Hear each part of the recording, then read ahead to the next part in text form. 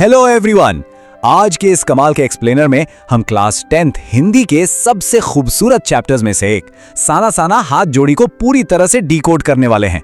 मतलब सच में ये चैप्टर ना सिर्फ बोर्ड्स के लिए इंपॉर्टेंट है बल्कि दिल को भी छू लेता है। तो चलिए बिना किसी देरी के सीधे शुरू करते हैं। आज का ये सेशन एकदम विजुअल नोटबुक की तरह होगा, जो आपको कहानी तो रटा ही देगा, साथ ही एग्जाम में फुल मार्क्स लाने में भी बहुत हेल्प करेगा। तो आज हम क्या क्या कवर करने वाले हैं? बहुत सिंपल है।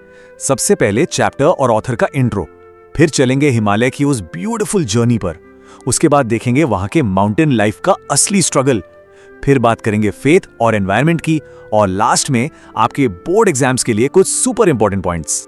ओके, तो स्टार्ट करते हैं हमारे पहले सेक्शन से, intro to chapter and author. किसी भी कहानी की फील लेने के लिए ना उस इंसान को जानना बहुत जरूरी है जिसकी आंखों से हम वो दुनिया देखने वाले हैं, राइट? चैप्टर की शुरुआत ही एकदम मैजिकल होती है, एक बहुत ही प्यारी सी प्रेयर के साथ। साना साना हाथ जोड़ी गर्दहु प्रार्थना कि हमरो जीवन तिमरो कौशली। इसका सीधा सा मतलब है, मैं अपने छोटे छोटे हाथ जोड़कर प्रार्थना कर रही हूं कि मेरा सारा जीवन अच्छाइयों को समर्पित हो। पता है, ये प्रेयर लेखिका ने अपनी ट्रिप के दौरान एक नेपाली लड़की से सीखी थी। यही हमारे चैप्टर का टाइटल भी है, और सच कहूं तो पूरे चैप्टर की सोल यानी आत्मा भी यही है। अब बात करते हैं उस ब्रिलियंट माइंड की जिन्होंने ये सब लिखा है, मधु कांकरिया जी।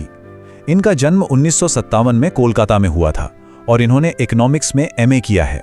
लेकिन सबसे खास बात क्या है, वो कोई नॉर्मल टूरिस्ट नहीं है यार, वो बहुत ही इमोशनल और थॉटफुल ऑब्जर्वर हैं। मतलब जब वो कहीं घूमने जाती हैं तो सिर्फ वहाँ की ब्यूटी नहीं देखती, बल्कि वहाँ के आम लोगों के स्ट्रगल, उनके दर्द और सोशल इश्यूज को भी गहराई से फील करती हैं। और यही चीज़ इस ट्रैवलॉग को इतना स्पेशल बनाती है। चलिए अब शिफ्ट करते हैं गियर्स और बढ़ते हैं सेक्शन 2 की तरफ, ब्यूटीफुल जर्नी ऑफ हिमालयाज। अब हम लेखिका के साथ गैंगटॉक से कटाव तक की एक विजुअल ट्रिप पर चलने वाले हैं। इमेजिन कीजिए आप भी उनके साथ हैं। तो हमारी जर्नी स्टार्ट होती है सिक्किम की कैपिटल गंगटॉक से। रात के वक्त गंगटॉक ऐसा लगता है ना जैसे आसमान उल्टा हो गया हो और सारे तारे जमीन पर आ गिरे हो, एकदम किसी उल्टी हुई जादुई दुनिया की तरह। लेकिन लेखिका ने इसे एक बहुत ही पावरफुल नाम दिया है, मेहनतकश बादशाहों का शहर। क्यों? क्योंकि इस शहर की जो ये जादुई सुंदरता है ना, उसके पीछे वहां के लोगों की बेतहाशा मेहनत और पसीना है। उन्होंने अपनी जी तोड़ मेहनत से इस मुश्किल पहाड़ी शहर को इतना अमेजिंग बनाया है। अब जरा इस टाइमलाइन को दिमाग में सेट कर लीजिए, एग्जाम में बहुत काम आएगी। हमारी ट्रिप स्टार्ट होती है गैंगटॉक से, फिर हम पहुंचते हैं कावी लॉन्गस्टॉक, जो एक हिस्टोरिक प्लेस है जहां पीस ट्रीटी साइन हुई थी। इसके बाद रास्ता जाता है युमथांग की तरफ, जिसे वैली ऑफ फ्लावर्स यानी फूलों की घाटियां कहते हैं। और फाइनली हम पहुंचते हैं कटाव, जिसे वहां की एकदम फ्रेश और व्हाइट स्नो की वजह से स्विट्जरलैंड ऑफ इंडिया कहा जाता है। सिंपल है ना? Moving on to section 3, struggle of mountain life. अब हम थोड़ा डीप डाइव करेंगे। अक्सर हमें लगता है कि पहाड़ कितने शांत और सुंदर हैं, है ना? लेकिन उस ब्यूटी के पीछे की हार्श रियलिटी क्या है, यही इस चैप्टर का मेन फोकस है। यहाँ आपको एक गजब का कॉन्ट्रास्ट देखने को मिलेगा। एक तरफ है हेवनली ब्यूटी, जैसे एकदम चमकती हुई तीस्ता नदी, बर्फ से ढकी गगनचुंबी चोटियां और हरियाली से भरी वादियां, वाव। लेकिन दूसरी तरफ हार्श रियलिटी है।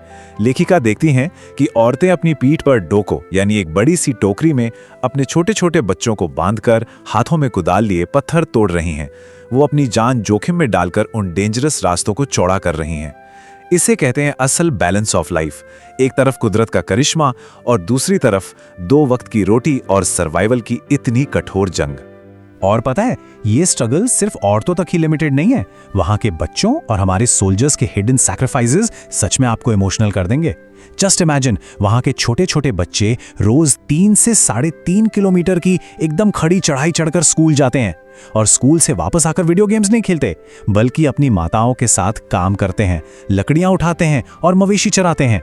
और हमारे सोल्जर्स, वो -15 डिग्री सेल्सियस जैसी जमा देने वाली ठंड में बॉर्डर्स पे खड़े हैं। वो ये सब इसलिए सहते हैं ताकि हम और आप अपने घरों में चैन की नींद सो सकें। ये सब देखकर लेखिका सच में अंदर तक हिल गई। चलिए अब आते हैं सेक्शन 4 पर, फेथ एंड एनवायरनमेंट।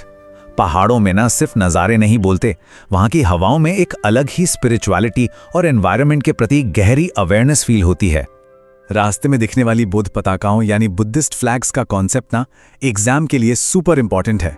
ध्यान से सुनिए, जब किसी बुद्धिस्ट की डेथ होती है तो शांति के लिए शहर से दूर 108 सफेद पताकाएं फहराई जाती हैं। इन पर मंत्र लिखे होते हैं और इन्हें कभी उतारा नहीं जाता, ये नेचुरली खुद ही डिस्ट्रॉय हो जाती हैं। वहीं दूसरी तरफ जब किसी नए और शुभ काम की शुरुआत करनी होती है तो रंगीन पताकाएं लगाई जाती हैं। तो व्हाइट फ्लैग्स मतलब शांति और शोक, और कलर्ड फ्लैग्स मतलब नई शुरुआत। क्लियर? अब आते हैं कवि लॉन्ग स्टॉक पर, जहां एक प्रेयर व्हील है जिसे धर्म चक्र कहते हैं। वहां के लोगों का मानना है कि इसे घुमाने से इंसान के सारे पाप धुल जाते हैं, और ये चीज ना बहुत कुछ बयान करती है। इसे देखकर लेखिका को तुरंत मैदानी इलाकों की पवित्र गंगा नदी की याद आ गई। उन्होंने रियलाइज किया कि यार हम चाहे साइंस में कितने भी आगे क्यों ना निकल जाएं, इंडिया के लोगों का जो फेथ है, उनकी आस्था, अंधविश्वास और पाप पुण्य के कॉन्सेप्ट्स, वो पहाड़ से लेकर मैदान तक एकदम सेम है। मतलब हमारे पूरे देश की आत्मा एक ही है। लेकिन इस सब के बीच एक बहुत ही सीरियस इशू भी है। जब लेखिका कटाव पहुंचती हैं, जिसे भारत का स्विट्जरलैंड कहा जाता है, तो वो देखती हैं कि बढ़ते पोल्यूशन की वजह से वहां बर्फ कम होने लगी है। ये हम इंसानों के लिए एक बहुत बड़ा वेकअप कॉल है।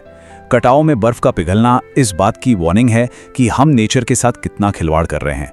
अगर हमने अभी अपनी हरकतों को नहीं रोका तो ये जो प्रिस्टीन ब्यूटी है ना, ये हमेशा के लिए गायब हो जाएगी।